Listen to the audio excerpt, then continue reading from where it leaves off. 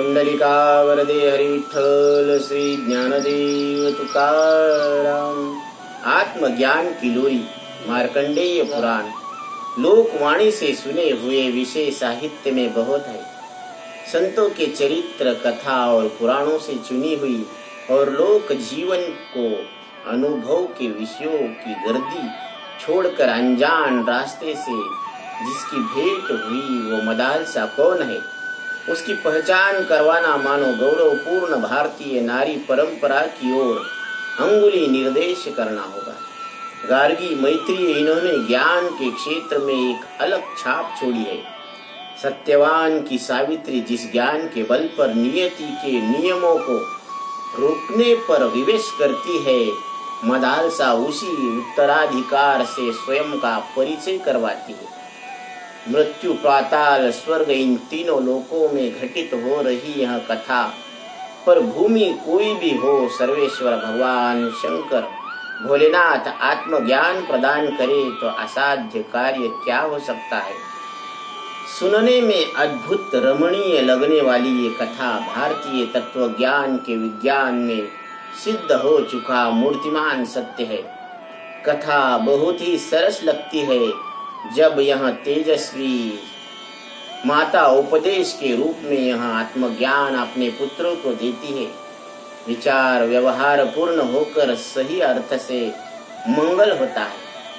आधुनिक विश्व को भस्म करने वाला राक्षसी भस्मासुर का नाश तभी होगा जब मानवीय जीवन का लक्ष्य अचूक रूप से टिपने वाले अनेक विक्रांत जन्म लेंगे। विश्व के संपूर्ण इतिहास में प्राचीन भारतीय संस्कृति सर्वश्रेष्ठ है। इसे ऋषि मुनियों के तत्व ज्ञान का छत्र मिला है।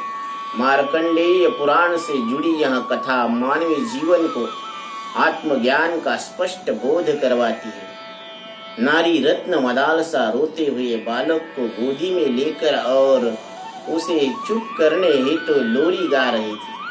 यह योगिनी अपने नन्हे लाल को दूध के घूंट बराबर ब्रह्म बोधामृत पिला रही थी।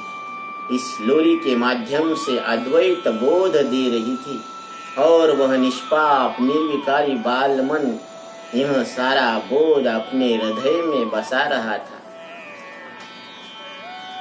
शुद्धोसि बुद्धोसि निरंजनोसि संसार माया परिवर्जितोसि संसार स्वप्नं तेज मोह निद्रा मदाल सुल्लोपमुवाच पुत्रम्।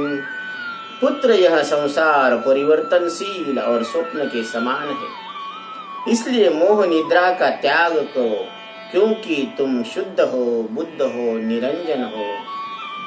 शुद्धोऽसि रेतात न तेस्ति नाम कृतं हि ते कल्पनयान्धुनैव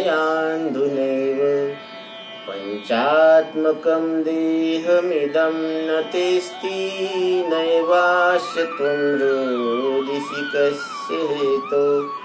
पुत्र, तुम तो शुद्ध आत्मा हो, तुम्हें कोई भी नाम नहीं।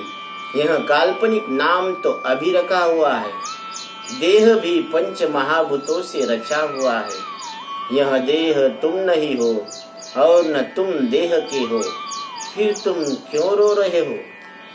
न वा भवान् रोदिति वै स्वजन्मा शब्दोऽयमासाद्य महीष्य सूनुम्। विकल्पमाना विविधा गुणास्ते गुणाश्च भूता सकलेन्द्रियेषु। या तुम नहीं रोते। यह रुदन स्वर तो राजकुमार के पास जाकर स्वयं प्रकट हो रहा है।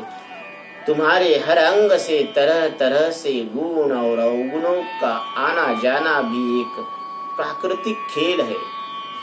भूतानि भूते परिदुर्बलानि वृद्धिं समायान्ति यथेह पुंसा अन्नाम्बुदानादिभिरेव कस्य न तेस्ति वृद्धिर्न च तेस्ति हानि। जिस प्रकार से इस जगत में अत्यंत दुर्बल प्राणी अन्य महाभूतों की सहायता से बढ़ते हैं, उसी प्रकार से अन्न जलादि भौतिक पदार्थों के सेवन करने से पुरुषों के पांच भौतिक देह की पुष्टि होती है। इसमें तुम्हारे आत्म स्वरूप न बढ़ता है न घटता है। त्वं कंचुके शीर्यमाने निजेस्मिन् तस्मिंश्च देहे मूढतां मा व्रजेथा शुभाशुभे कर्मभिर्देहमेतन् मदादिमूढे कंचुकस्तेऽपि नद्धा। पुत्र, काया रूपी चोला पुराना मैला हो गया, इसलिए तन ही मैं हूँ। इस मोह से परेशान मत होना। शुभाशुभ कर्मों से इस तन की प्राप्ति हुई है।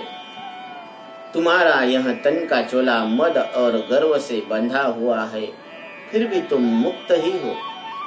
तातेति किंचित तनयेति किंचिदम्बेति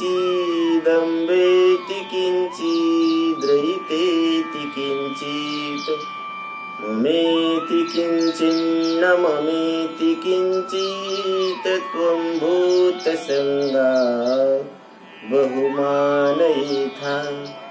किसी जीव को पिता कहते हैं तो किसी को पुत्र कहते हैं, किसी को माता तो किसी को प्रिया नाम मिलता है। कोई इसे मेरा समझकर अपनाता है तो कोई यह मेरा नहीं समझकर ठुकराता है। इस प्रकार के विविध भूत समुदाय को तुम समझो। दुःखानि दुःखोपगमाय भोगान् सुखाय जानाति विमूढचेता तान्येव दुःखानि पुनः सुखानि जानाति विद्वान् विमूढचेता। सभी भोग दुख रूप है और दुख में परावर्तित होते हैं, पर मूढ़ चित्त वाले मनुष्य को वो सुख रूप लगते हैं। किंतु मोह रहित चित्त वाले विद्वान पुरुष भोग से निर्माण होने वाले सुख को दुखदायी जानते हैं। यानं चितो यानगतश्च देहो देहेऽपि चान्या पुरुषो निविष्टा ममत्वमूर्व्यां न तथा यथा स्वे देहेति मात्रं च विमूढतेषाम्। पृथ्वी पर रथ चलता है और उस रथ में शरीर है। इस शरीर में पुरुष आत्मा बैठा हुआ है। पृथ्वी और रथ इनमें ममत्व दिखाई नहीं देता। जैसे देह को मैं और मेरा मानते हैं, यही मूढ़ता है। पुंडलिका वरदे हरि विठ्ठल श्री ज्ञानदेव तुकाराम।